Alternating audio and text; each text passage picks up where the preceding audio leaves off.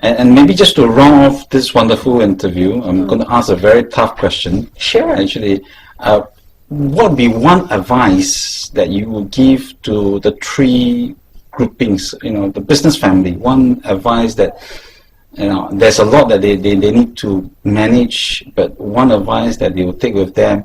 And for the startups, there is a lot of passion, but there needs to be a lot more,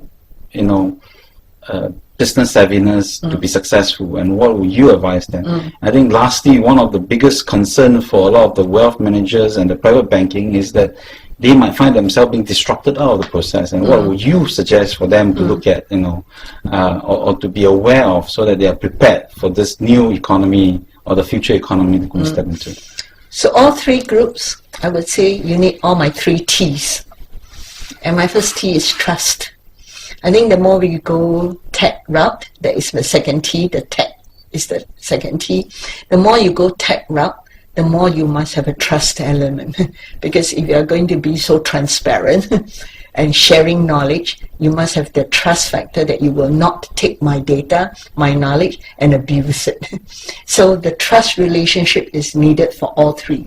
Family-owned businesses must learn to trust outsiders. They must learn to trust that their own RMs and wealth managers do want to work with them and have their interests at heart. And it's not transaction driven, see, that's another T, but it's much more building that ecosystem with them. Then of course the new companies must also trust that this learning journey can go longer than trying to be just the unicorn of tomorrow. So if you share that same trust with the family and there is that learning, I think that trust would link everybody up. I also want the families to recognize they need a second T, technology. I think technology is something to be embraced. Embrace means 2 hands to hold the embrace. And 2 hands means that you cannot pretend to have technology. So just because you buy a system or you buy a service from a vendor, that doesn't make you tech. Tech requires you to change mindset. Tech requires you to be very open. Tech requires you not to hang on to your previous ways of doing things. And so technology allows you to be more open to many of the new startups. Don't poo-poo and wave them away. They might do something for you that you've been cracking your head, and so give them a chance. So I think we are seeing that quite a bit. We have actually, and you don't need to buy them.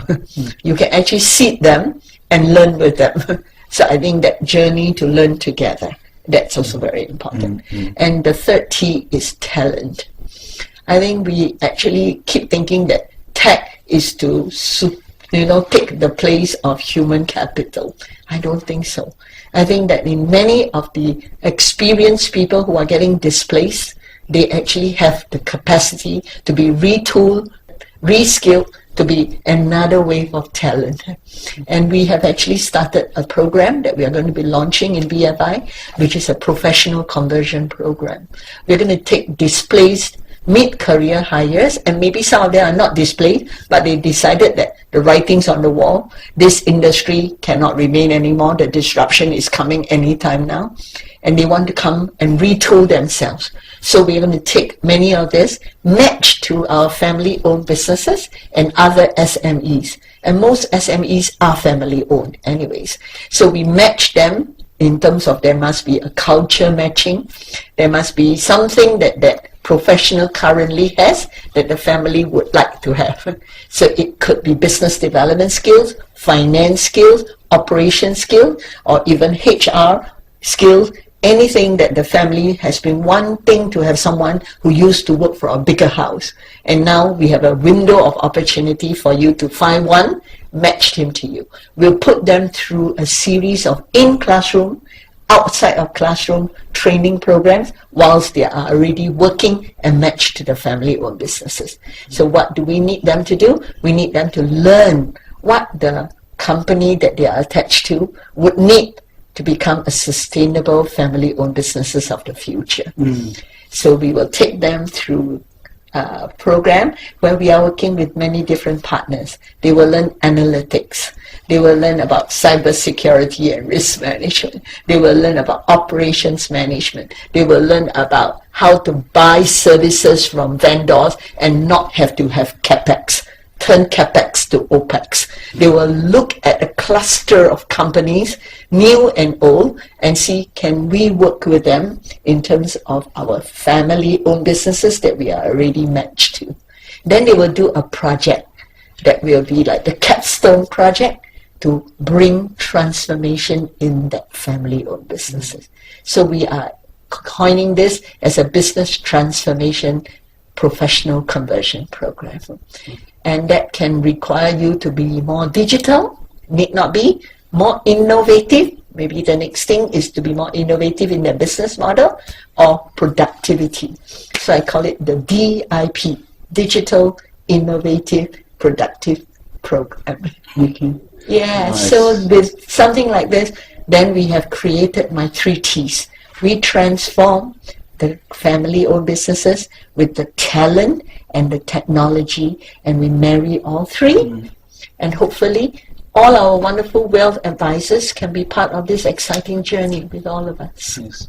And thank you so much for your sharing. I think we've learned so much in terms of My what's pleasure. happening in Asia, what's happening with tech, FinTech, or whatever tech that's going to come and disrupt, and the new economy and the new world we step in. And just to take away, I think this concept that you've put together very nicely about, it's all about trust, it's all about, tech, which you cannot run away from, and it's all about talent, and I think it's just a very good way to put everything together. Perhaps just for me to add on one more is actually that people perhaps need to learn how to come together. Yes. And coming together where, ideas becomes,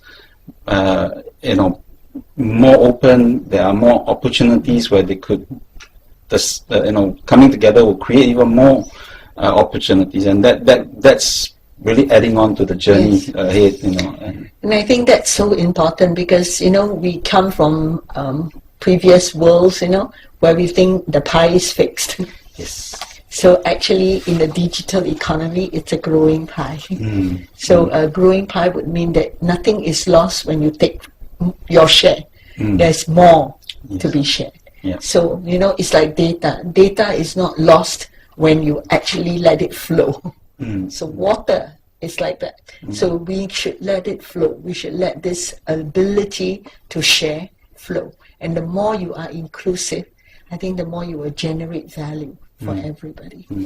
Yeah, and this rounds up nicely. It's almost feeling like feng shui, because one of the element of feng shui is that things needs to circulate, and it then creates its own ecosystem, and it's healthy, and that's a wonderful way to end this a beautiful interview with you. Thank you for your time again, and it was a pleasure. My pleasure too, Aaron.